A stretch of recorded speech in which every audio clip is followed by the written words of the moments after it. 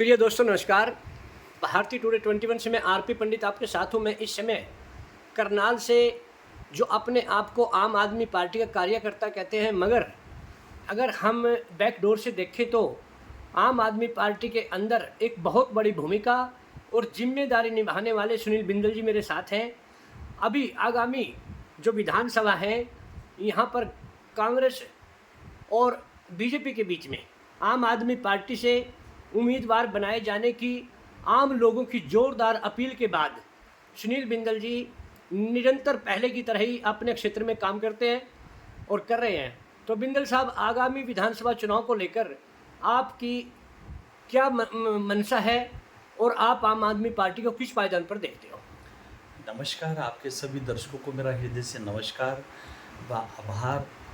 पंडित जी, मैं तो पार्टी का एक बहुत छोटा सा सिपाही हूँ। मेरी अभी कोई दावेदारी नहीं है, पर यदि कोई पार्टी मुझे कोई जिम्मेवारी देती है और पार्टी यदि मुझे कॉन्टेस्ट करने के लिए कहती है, तो मैं निश्चित रूप से करनाल विधानसभा से चुनाव लड़ूंगा। तो बिंदल साहब, जैसे कि आम आदमी पार्टी पहले स्टार्टिंग की थी, अब जैसे हम हर गांव में देखते हैं, हरियाणा का शायद कोई ऐसा गांव हो जहां आम आदमी पार्टी की वोट नहीं है, तो ऐसे में आप क्या मानते हो कि विधानसभा चुनाव की 90 सीटों में से कितनी सीटों पर बहुत मेन फोकस रहने वाला है आम आदमी पार्टी? देखिए, आम आदमी पार्टी राष्ट्रीय पार्टी है।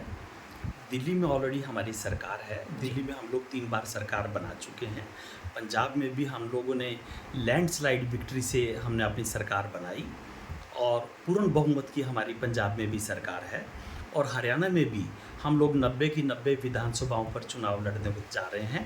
बहुत मजबूती से हम लोग चुनाव लड़ रहे हैं और लोगों ने भारतीय जनता पार्टी के 10 साल के शासनकाल को भी देख लिया, कांग्रेस के शासनकाल को भी देख लिया। कांग्रेस तो हमारे मुद्दे चुराती है। आपने देखा होगा, जो हमारा शिक्षा का, जो चिकित्सा का, बिजली का जो मुद्दा है, कांग्रेस लगातार उसको चुराने का काम करती है। पर कहते हैं वो नकल मारने के लिए भी थोड़ी अकल होनी चाहिए। और भारतीय जनता पार्टी का तो आपने इस बार देख ही लिया। हरियाणा में उनका सुपड़ा साफ होते होते बचा। उनकी हरियाणा में 10 में से 5 सीटें आई हैं और कुछ एक सीटें तो बहुत ही कम मार्जिन से आई हैं। और किस तरीके से उन्होंने प्रभु श्री राम के नाम पर ध्रुवीकरण करने का प्रयास किया और किस तरीके से उनकी कथनी और करनी में अंतर है, किस तरीके से भारतीय जनता पार्टी ने संविधान की जो गरिमा है उसको चूर चूर किया, ये देश में छुपा हुआ नहीं है। हरियाणा में बेरोजगारी चरम सीमा पर है।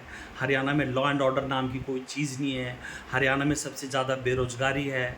हरियाणा में कर्ज दिन पे दिन बढ़ता जा रहा है। हरियाणा में हर वर्ग परेशान है। शायद ही कोई ऐसा वर्ग हो जो अपनी मांगों को लेकर सड़कों पर ना हो। शायद ही कोई ऐसा डिपार्टमेंट हो जो भ्रष्टाचार से मुक्त हो। तो हरियाणा में इस समय त्राही त्राही है। हरियाणा भाजपा ने जब सत्ता में आने से पहले जो भी वादे किए थे, अपना कोई वादा पूरा नहीं किया। तो प्रदेश में जो इस समय जो मुख्य विकल्प है वो आम आदमी पार्टी के रूप में है और प्रदेश की सरकार आम आदमी पार्टी को मुख्य भूमिका में देख रही है।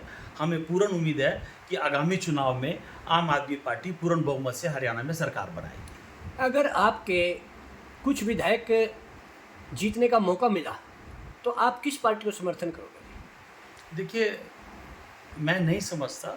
मुझे अभी मैं ये बात तो शीर्ष नेतृत्व की लेवल की बात है। मैं तो पार्टी का एक बहुत छोटा सा सिपाही हूँ।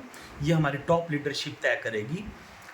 पर हमें तो ये उम्मीद है कि आम आदमी पार्टी पूर्ण बहुमत से हरियाणा में अपनी सरकार बनाएगी। तो देखिए, मैं सुनील बिंदल जी के साथ था।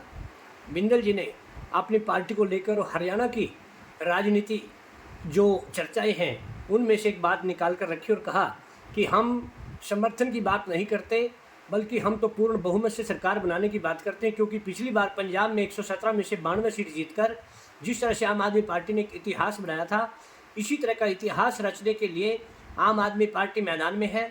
इसी तरह हम दोबारा से बिंदल साहब से फिर बात करेंगे। तब तक के लिए जय हिंद, जय भारत। नमस्कार।